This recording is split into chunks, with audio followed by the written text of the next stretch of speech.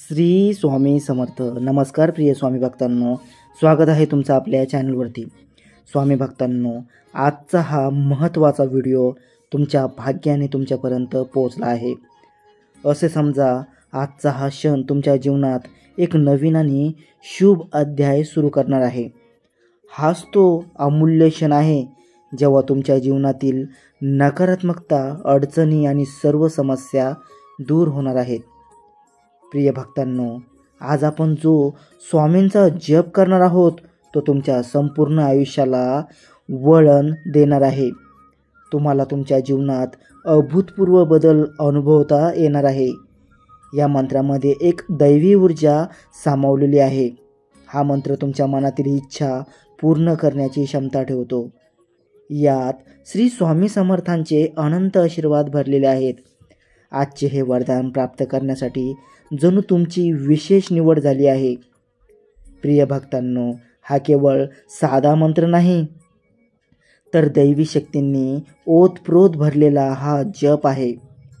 या मंत्राच्या प्रत्येक शब्दात संपूर्ण ब्रह्मांड सामावलेले आहे. या जपाच्या प्रभावाने तुमच्या नशिबाचे बंद झालेले दरवाजे उघडतील. प्रिय भक्तांनो, तुमच्यासोबत असं घडते आहे का की अचानक तुमचे पैसे कुठेतरी अडकून राहिले आहेत? पैशाच्या कमतरतेमुळे तुम्हाला अनेक समस्यांना सामोरं जावे लागत आहे. नाईलाजाने कर्ज घेण्याची वेळ आली आहे. कितीही प्रयत्न केले तरी अपयशच पदरी पडते. चारही बाजूंनी आशेचा एकही किरण दिसत नाही. जर तुम्ही या सर्व अडचणींचा सामना करत असाल तर विश्वास ठेवा, तुम्ही अगदी योग्य व्हिडिओ निवडला आहे. या सर्व समस्यामधून बाहेर पडण्याचा मार्ग म्हणजे हा श्री स्वामी समर्थांचा प्रभावी मंत्र जप. तुम्ही कदाचित आतापर्यंत कधीही स्वामींचा जप केला नसेल, मंत्राकडे दुर्लक्ष केले असेल किंवा व्हिडिओ पाहून टाळले असेल, पण आता तुम्ही पूर्ण विश्वास ठेवा. आम्ही तुम्हाला खात्री देतो की या मंत्राचा जप कधीही निष्फळ जाणार नाही, कारण हा श्री स्वामींचा अद्भुत आणि शक्तिशाली मंत्र आहे. असे समजा की तुमच्या अडचणीतून मार्ग काढण्यासाठी साक्षात स्वामींनीच हा व्हिडिओ तुमच्यासमोर पाठवला आहे. हा व्हिडिओ पूर्ण विश्वासाने ऐका, कारण स्वामी नेहमीच आपल्या भक्तांना योग्य दिशा दाखवतात. आता तुम्हाला या मार्गावर निशंकपणे पुढे जायचे आहे, त्यामुळे हा मंत्र अर्धवट सोडू नका. विश्वास ठेवा, तुम्हाला थोड्याच वेळात या जपाचा चमत्कार पाहायला मिळेल. तुम्ही आजपर्यंत खूप प्रतीक्षा केली, खूप कष्ट उपसले, पण आज तुम्हाला तुमच्या प्रयत्नाचे आणि परिश्रमाचे फळ मिळणार आहे. प्रिय स्वामी भक्तांनो, दृढ विश्वास ठेवा. आजपर्यंत तुम्ही जे काही गमावले आहे किंवा जितकी वाट पाहिली आहे त्यापेक्षा दुप्पट तुम्हाला प्राप्त होणार आहे. येत्या काही दिवसात तुमच्यासोबत अशा अकल्पनीय गोष्टी घडतील ज्याची तुम्ही कधी अपेक्षाही केली नसेल. लवकरच तुम्हाला तुमच्या जीवनात चमत्कार अनुभवता येतील. तुम्ही आतापर्यंत खूप त्रास सहन केला, खूप काही सोचले, तुम्ही एकट्यात रडत होतात, ते स्वामींनी पाहिले आहे. तुमचे कष्ट आणि तुम्ही केलेली मेहनत स्वामींना माहीत आहे. पण प्रिय भक्तांनो, एक गोष्ट नेहमी लक्षात ठेवा, परिवर्तनाची खरी ताकद तुमच्यामध्ये आहे. म्हणूनच स्वामींनी तुम्हाला या परीक्षेसाठी निवडले आहे. तुम्ही आतापर्यंत दिलेले परीक्षेचे योग्य फळ तुम्हाला स्वामी लवकरात लवकर देणार आहेत. तुम्ही गेले कित्येक वर्ष ज्या गोष्टीची वाट पाहत होतात त्या सर्व गोष्टी आता तुम्हाला मिळणार आहेत. आता तुमचे प्रत्येक स्वप्न पूर्ण होणार आहे, कारण तुमच्या पाठीशी साक्षात ब्रह्मांड नायक श्री स्वामी समर्थांचा आशीर्वाद आहे. तुम्ही इतके भाग्यवान आहात की तुम्हाला आजचा हा व्हिडिओ न शोधताच सहजपणे सापडला आहे. प्रिय भक्तांनो, आजपासून तुमच्या आयुष्यातील चमत्कार पाहण्यासाठी तयार व्हा, कारण आता आपण श्री स्वामी समर्थांचा मंत्र जप सुरू करत आहोत. ओम श्री ब्रह्मांड नायकाय संपत्ती प्रदाय स्वामी समर्थाय नमो नमः.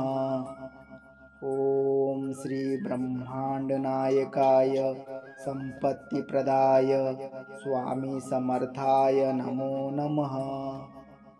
ओम श्री ब्रह्मांड नायकाय संपत्ती प्रदाय स्वामी समर्थाय नमो नमः.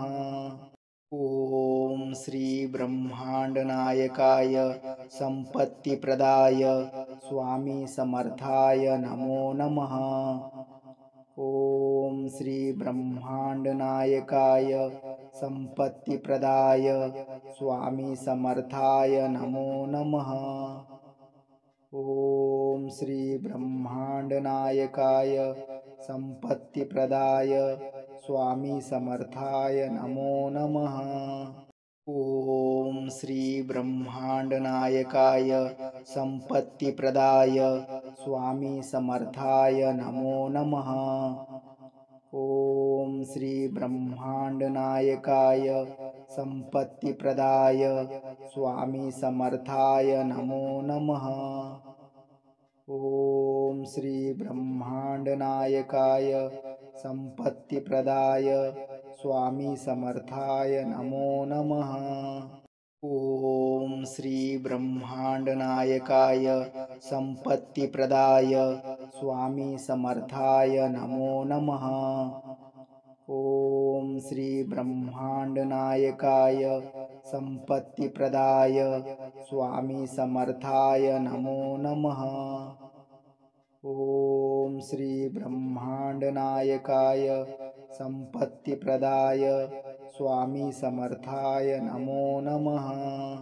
ओम श्री ब्रह्मांडनायकाय संपत्तिप्रदाय स्वामी समर्थाय नमो नमः। ओम श्री ब्रह्मांडनायकाय संपत्तिप्रदाय स्वामी समर्थाय नमो नमः। ओम श्री ब्रह्मांडनायकाय संपत्तिप्रदाय स्वामी समर्थाय नमो नमः। ओम श्री ब्रह्मांडनायकाय संपत्तिप्रदाय स्वामी समर्थाय नमो नमः। ओम श्री ब्रह्मांडनायकाय संपत्तिप्रदाय स्वामी समर्थाय नमो नमः। ओम श्री ब्रह्मांडनायकाय संपत्तिप्रदाय स्वामी समर्थाय नमो नमः। ओम श्री ब्रह्मांडनायकाय संपत्तिप्रदाय स्वामी समर्थाय नमो नमः। ओम श्री ब्रह्मांडनायकाय संपत्तिप्रदाय स्वामी समर्थाय नमो नमः। ओम श्री ब्रह्मांडनायकाय संपत्तिप्रदाय स्वामी समर्थाय नमो नमः। ओम श्री ब्रह्मांडनायकाय संपत्तिप्रदाय स्वामी समर्थाय नमो नमः। ओम श्री ब्रह्मांडनायकाय संपत्तिप्रदाय स्वामी समर्थाय नमो नमः। ओम श्री ब्रह्मांडनायकाय संपत्तिप्रदाय स्वामी समर्थाय नमो नमः। ओम श्री ब्रह्मांडनायकाय संपत्तिप्रदाय स्वामी समर्थाय नमो नमः। ओम श्री ब्रह्मांडनायकाय संपत्तिप्रदाय स्वामी समर्थाय नमो नमः। ओम श्री ब्रह्मांडनायकाय संपत्तिप्रदाय स्वामी समर्थाय नमो नमः। ओम श्री ब्रह्मांडनायकाय संपत्तिप्रदाय स्वामी समर्थाय नमो नमः।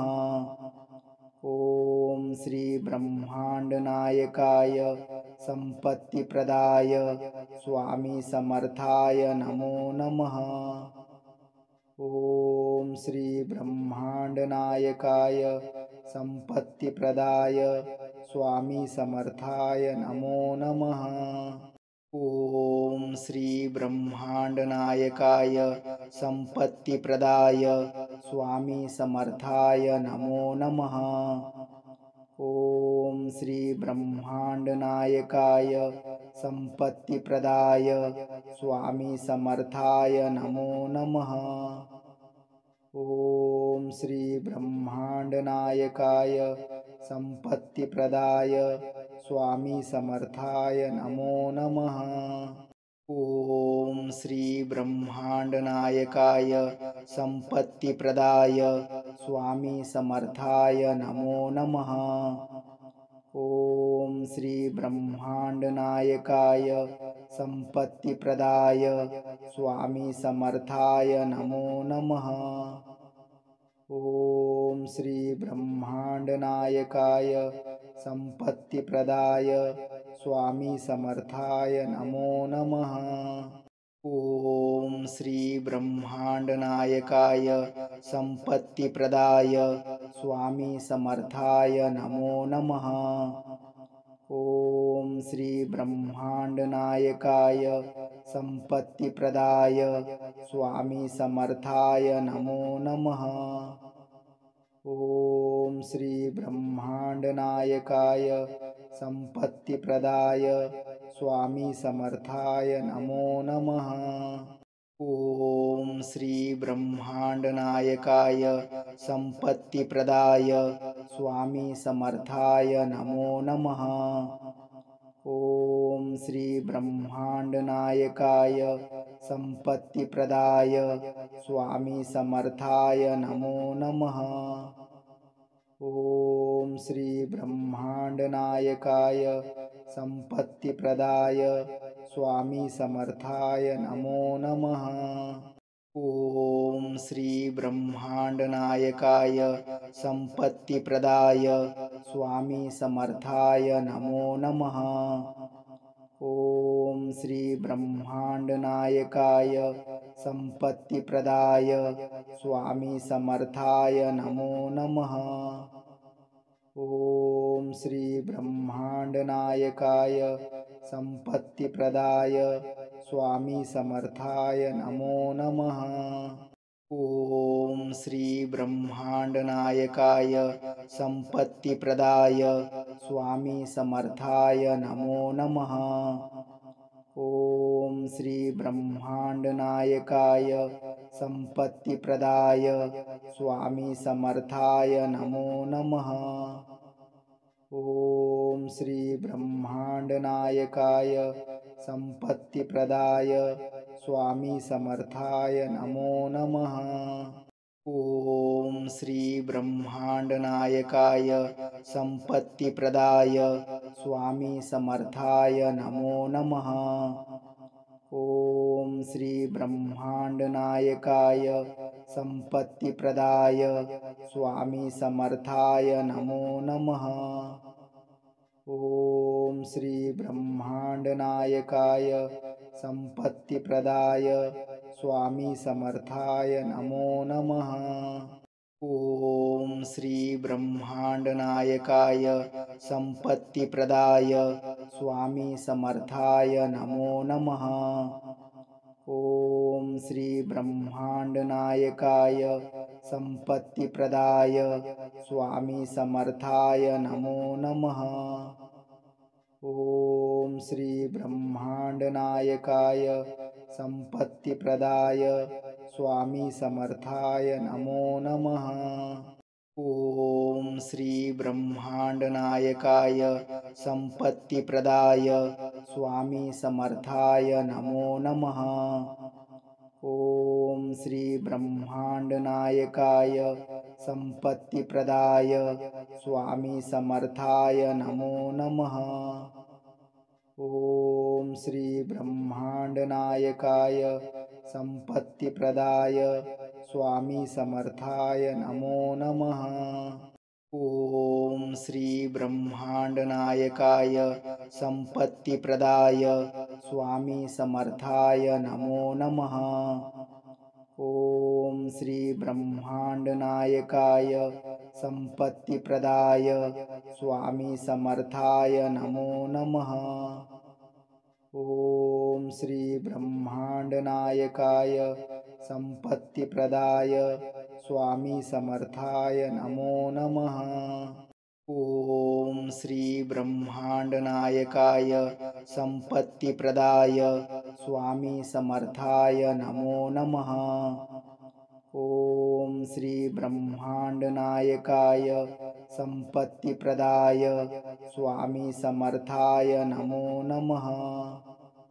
ओम श्री ब्रह्मांडनायकाय संपत्तिप्रदाय स्वामी समर्थाय नमो नमः। ओम श्री ब्रह्मांडनायकाय संपत्तिप्रदाय स्वामी समर्थाय नमो नमः। ओम श्री ब्रह्मांडनायकाय संपत्तिप्रदाय स्वामी समर्थाय नमो नमः। ओम श्री ब्रह्मांडनायकाय संपत्तिप्रदाय स्वामी समर्थाय नमो नमः। ओम श्री ब्रह्मांडनायकाय संपत्तिप्रदाय स्वामी समर्थाय नमो नमः। ओम श्री ब्रह्मांडनायकाय संपत्तिप्रदाय स्वामी समर्थाय नमो नमः। ओम श्री ब्रह्मांडनायकाय संपत्तिप्रदाय स्वामी समर्थाय नमो नमः। ओम श्री ब्रह्मांडनायकाय संपत्तिप्रदाय स्वामी समर्थाय नमो नमः। ओम श्री ब्रह्मांडनायकाय संपत्तिप्रदाय स्वामी समर्थाय नमो नमः। ओम श्री ब्रह्मांडनायकाय संपत्तिप्रदाय स्वामी समर्थाय नमो नमः। ओम श्री ब्रह्मांडनायकाय संपत्तिप्रदाय स्वामी समर्थाय नमो नमः। ओम श्री ब्रह्मांडनायकाय संपत्तिप्रदाय स्वामी समर्थाय नमो नमः। ओम श्री ब्रह्मांडनायकाय संपत्तिप्रदाय स्वामी समर्थाय नमो नमः। ओम श्री ब्रह्मांडनायकाय संपत्तिप्रदाय स्वामी समर्थाय नमो नमः। ओम श्री ब्रह्मांडनायकाय संपत्तिप्रदाय स्वामी समर्थाय नमो नमः। ओम श्री ब्रह्मांडनायकाय संपत्तिप्रदाय स्वामी समर्थाय नमो नमः। ओम श्री ब्रह्मांडनायकाय संपत्तिप्रदाय स्वामी समर्थाय नमो नमः। ओम श्री ब्रह्मांडनायकाय संपत्तिप्रदाय स्वामी समर्थाय नमो नमः। ओम श्री ब्रह्मांडनायकाय संपत्तिप्रदाय स्वामी समर्थाय नमो नमः। ओम श्री ब्रह्मांडनायकाय संपत्तिप्रदाय स्वामी समर्थाय नमो नमः। ओम श्री ब्रह्मांडनायकाय संपत्तिप्रदाय स्वामी समर्थाय नमो नमः। ओम श्री ब्रह्मांडनायकाय संपत्तिप्रदाय स्वामी समर्थाय नमो नमः। ओम श्री ब्रह्मांडनायकाय संपत्तिप्रदाय स्वामी समर्थाय नमो नमः। ओम श्री ब्रह्मांडनायकाय संपत्तिप्रदाय स्वामी समर्थाय नमो नमः। ओम श्री ब्रह्मांडनायकाय संपत्तिप्रदाय स्वामी समर्थाय नमो नमः। ओम श्री ब्रह्मांडनायकाय संपत्तिप्रदाय स्वामी समर्थाय नमो नमः। ओम श्री ब्रह्मांडनायकाय संपत्तिप्रदाय स्वामी समर्थाय नमो नमः। ओम श्री ब्रह्मांडनायकाय संपत्तिप्रदाय स्वामी समर्थाय नमो नमः। ओम श्री ब्रह्मांडनायकाय संपत्तिप्रदाय स्वामी समर्थाय नमो नमः। ओम श्री ब्रह्मांडनायकाय संपत्तिप्रदाय स्वामी समर्थाय नमो नमः।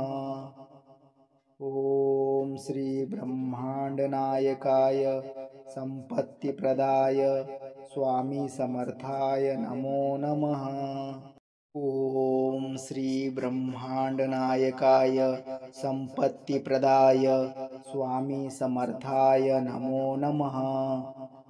ओम श्री ब्रह्मांडनायकाय संपत्तिप्रदाय स्वामी समर्थाय नमो नमः। ओम श्री ब्रह्मांडनायकाय संपत्तिप्रदाय स्वामी समर्थाय नमो नमः। ओम श्री ब्रह्मांडनायकाय संपत्तिप्रदाय स्वामी समर्थाय नमो नमः। ओम श्री ब्रह्मांडनायकाय संपत्तिप्रदाय स्वामी समर्थाय नमो नमः। ओम श्री ब्रह्मांडनायकाय संपत्तिप्रदाय स्वामी समर्थाय नमो नमः। ओम श्री ब्रह्मांडनायकाय संपत्तिप्रदाय स्वामी समर्थाय नमो नमः। ओम श्री ब्रह्मांडनायकाय संपत्तिप्रदाय स्वामी समर्थाय नमो नमः। ओम श्री ब्रह्मांडनायकाय संपत्तिप्रदाय स्वामी समर्थाय नमो नमः। ओम श्री ब्रह्मांडनायकाय संपत्तिप्रदाय स्वामी समर्थाय नमो नमः। ओम श्री ब्रह्मांडनायकाय संपत्तिप्रदाय स्वामी समर्थाय नमो नमः। ओम श्री ब्रह्मांडनायकाय संपत्तिप्रदाय स्वामी समर्थाय नमो नमः। ओम श्री ब्रह्मांडनायकाय संपत्तिप्रदाय स्वामी समर्थाय नमो नमः।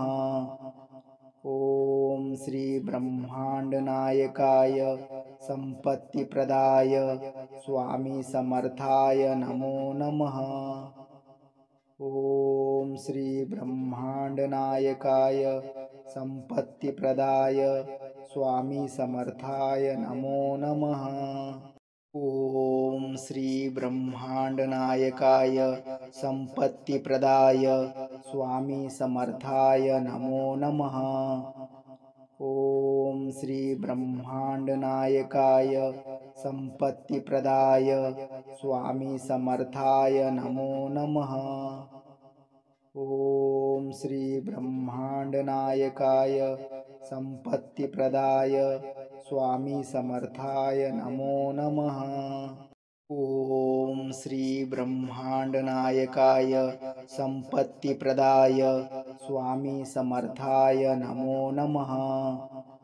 ओम श्री ब्रह्मांडनायकाय संपत्तिप्रदाय स्वामी समर्थाय नमो नमः। ओम श्री ब्रह्मांडनायकाय संपत्तिप्रदाय स्वामी समर्थाय नमो नमः। ओम श्री ब्रह्मांडनायकाय संपत्तिप्रदाय स्वामी समर्थाय नमो नमः। ओम श्री ब्रह्मांडनायकाय संपत्तिप्रदाय स्वामी समर्थाय नमो नमः। ओम श्री ब्रह्मांडनायकाय संपत्तिप्रदाय स्वामी समर्थाय नमो नमः। ओम श्री ब्रह्मांडनायकाय संपत्तिप्रदाय स्वामी समर्थाय नमो नमः। ओम श्री ब्रह्मांडनायकाय संपत्तिप्रदाय स्वामी समर्थाय नमो नमः। ओम श्री ब्रह्मांडनायकाय संपत्तिप्रदाय स्वामी समर्थाय नमो नमः। ओम श्री ब्रह्मांडनायकाय संपत्तिप्रदाय स्वामी समर्थाय नमो नमः। ओम श्री ब्रह्मांडनायकाय संपत्तिप्रदाय स्वामी समर्थाय नमो नमः।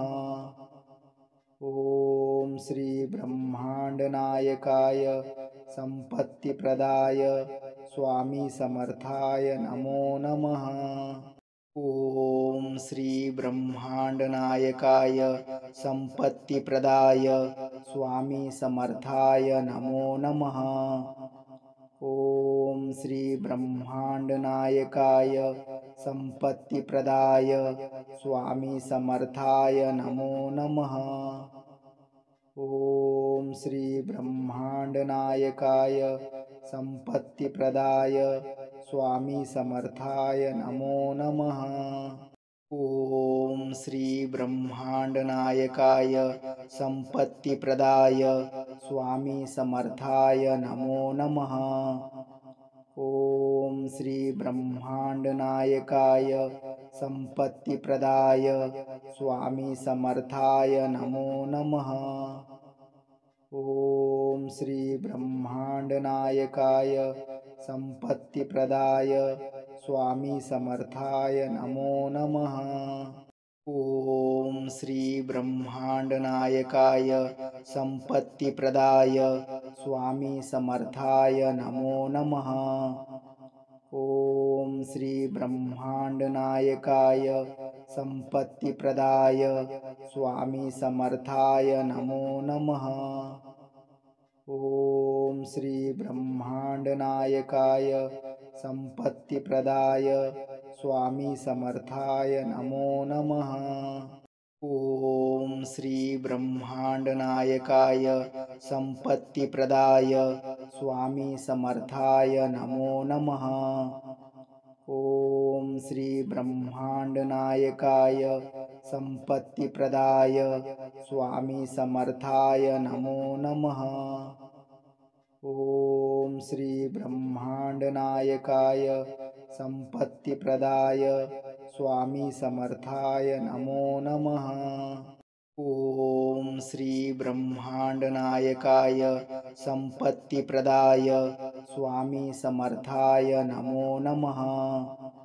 ओम श्री ब्रह्मांडनायकाय संपत्तिप्रदाय स्वामी समर्थाय नमो नमः। ओम श्री ब्रह्मांडनायकाय संपत्तिप्रदाय स्वामी समर्थाय नमो नमः। ओम श्री ब्रह्मांडनायकाय संपत्तिप्रदाय स्वामी समर्थाय नमो नमः। ओम श्री ब्रह्मांडनायकाय संपत्तिप्रदाय स्वामी समर्थाय नमो नमः। ओम श्री ब्रह्मांडनायकाय संपत्तिप्रदाय स्वामी समर्थाय नमो नमः। ओम श्री ब्रह्मांडनायकाय संपत्तिप्रदाय स्वामी समर्थाय नमो नमः। ओम श्री ब्रह्मांडनायकाय संपत्तिप्रदाय स्वामी समर्थाय नमो नमः। ओम श्री ब्रह्मांडनायकाय संपत्तिप्रदाय स्वामी समर्थाय नमो नमः। ओम श्री ब्रह्मांडनायकाय संपत्तिप्रदाय स्वामी समर्थाय नमो नमः। ओम श्री ब्रह्मांडनायकाय संपत्तिप्रदाय स्वामी समर्थाय नमो नमः। ओम श्री ब्रह्मांडनायकाय संपत्तिप्रदाय स्वामी समर्थाय नमो नमः। ओम श्री ब्रह्मांडनायकाय संपत्तिप्रदाय स्वामी समर्थाय नमो नमः। ॐ श्री ब्रह्मांडनायकाय संपत्तिप्रदाय स्वामी समर्थाय नमो नमः। ॐ श्री ब्रह्मांडनायकाय संपत्तिप्रदाय स्वामी समर्थाय नमो नमः। ॐ श्री ब्रह्मांडनायकाय संपत्तिप्रदाय स्वामी समर्थाय नमो नमः। ॐ श्री ब्रह्मांडनायकाय संपत्तिप्रदाय स्वामी समर्थाय नमो नमः। ॐ श्री ब्रह्मांडनायकाय संपत्तिप्रदाय स्वामी समर्थाय नमो नमः। ॐ श्री ब्रह्मांडनायकाय संपत्तिप्रदाय स्वामी समर्थाय नमो नमः। ॐ श्री ब्रह्मांडनायकाय संपत्तिप्रदाय स्वामी समर्थाय नमो नमः। ॐ श्री ब्रह्मांडनायकाय संपत्तिप्रदाय स्वामी समर्थाय नमो नमः। ॐ श्री ब्रह्मांडनायकाय संपत्तिप्रदाय स्वामी समर्थाय नमो नमः। ॐ श्री ब्रह्मांडनायकाय संपत्तिप्रदाय स्वामी समर्थाय नमो नमः।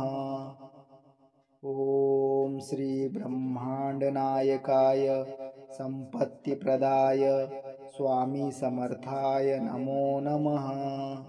ॐ श्री ब्रह्मांडनायकाय संपत्तिप्रदाय स्वामी समर्थाय नमो नमः। ॐ श्री ब्रह्मांडनायकाय संपत्तिप्रदाय स्वामी समर्थाय नमो नमः। ॐ श्री ब्रह्मांडनायकाय संपत्तिप्रदाय स्वामी समर्थाय नमो नमः। ॐ श्री ब्रह्मांडनायकाय संपत्तिप्रदाय स्वामी समर्थाय नमो नमः। ॐ श्री ब्रह्मांडनायकाय संपत्तिप्रदाय स्वामी समर्थाय नमो नमः। ॐ श्री ब्रह्मांडनायकाय संपत्तिप्रदाय स्वामी समर्थाय नमो नमः। ॐ श्री ब्रह्मांडनायकाय संपत्तिप्रदाय स्वामी समर्थाय नमो नमः। ॐ श्री ब्रह्मांडनायकाय संपत्तिप्रदाय स्वामी समर्थाय नमो नमः। ॐ श्री ब्रह्मांडनायकाय संपत्तिप्रदाय स्वामी समर्थाय नमो नमः।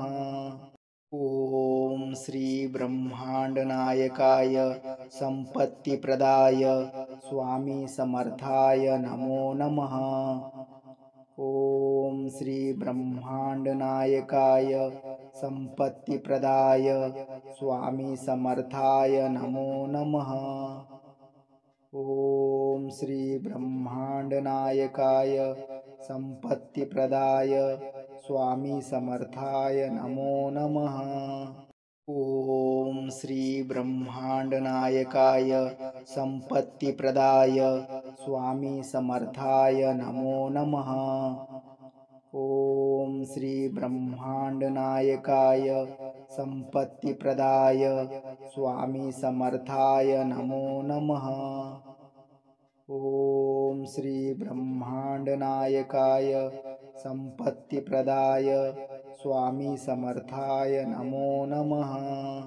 ॐ श्री ब्रह्मांडनायकाय संपत्तिप्रदाय स्वामी समर्थाय नमो नमः। ॐ श्री ब्रह्मांडनायकाय संपत्तिप्रदाय स्वामी समर्थाय नमो नमः। ॐ श्री ब्रह्मांडनायकाय संपत्तिप्रदाय स्वामी समर्थाय नमो नमः।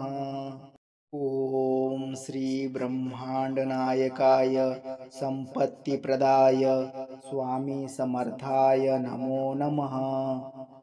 ओम श्री ब्रह्मांडनायकाय संपत्तिप्रदाय स्वामी समर्थाय नमो नमः। ओम श्री ब्रह्मांडनायकाय संपत्तिप्रदाय स्वामी समर्थाय नमो नमः। ओम श्री ब्रह्मांडनायकाय संपत्तिप्रदाय स्वामी समर्थाय नमो नमः।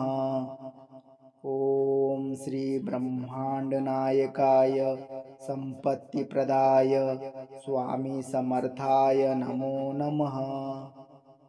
ओम श्री ब्रह्मांडनायकाय संपत्तिप्रदाय स्वामी समर्थाय नमो नमः। ओम श्री ब्रह्मांडनायकाय संपत्तिप्रदाय स्वामी समर्थाय नमो नमः। ओम श्री ब्रह्मांडनायकाय संपत्तिप्रदाय स्वामी समर्थाय नमो नमः। ओम श्री ब्रह्मांडनायकाय संपत्तिप्रदाय स्वामी समर्थाय नमो नमः। ओम श्री ब्रह्मांडनायकाय संपत्तिप्रदाय स्वामी समर्थाय नमो नमः। ओम श्री ब्रह्मांडनायकाय संपत्तिप्रदाय स्वामी समर्थाय नमो नमः। ओम श्री ब्रह्मांडनायकाय संपत्तिप्रदाय स्वामी समर्थाय नमो नमः। ओम श्री ब्रह्मांडनायकाय संपत्तिप्रदाय स्वामी समर्थाय नमो नमः। ओम श्री ब्रह्मांडनायकाय संपत्तिप्रदाय स्वामी समर्थाय नमो नमः। ओम श्री ब्रह्मांडनायकाय संपत्तिप्रदाय स्वामी समर्थाय नमो नमः।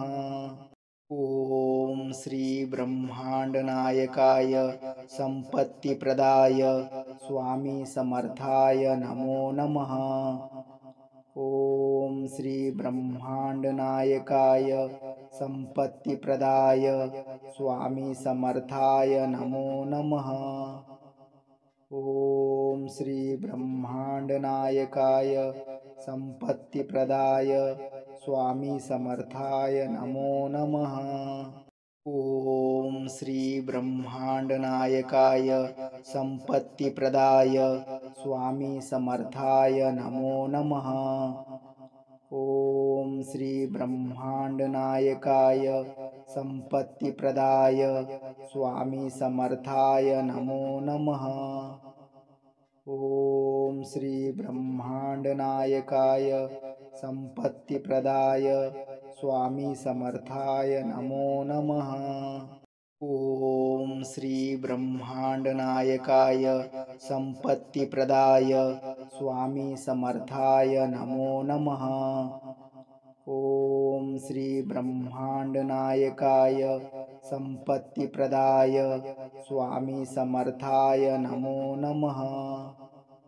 ओम श्री ब्रह्मांडनायकाय संपत्तिप्रदाय स्वामी समर्थाय नमो नमः। ओम श्री ब्रह्मांडनायकाय संपत्तिप्रदाय स्वामी समर्थाय नमो नमः। ओम श्री ब्रह्मांडनायकाय संपत्तिप्रदाय स्वामी समर्थाय नमो नमः। ओम श्री ब्रह्मांडनायकाय संपत्तिप्रदाय स्वामी समर्थाय नमो नमः। ओम श्री ब्रह्मांडनायकाय संपत्तिप्रदाय स्वामी समर्थाय नमो नमः। ओम श्री ब्रह्मांडनायकाय संपत्तिप्रदाय स्वामी समर्थाय नमो नमः। ओम श्री ब्रह्मांडनायकाय संपत्तिप्रदाय स्वामी समर्थाय नमो नमः।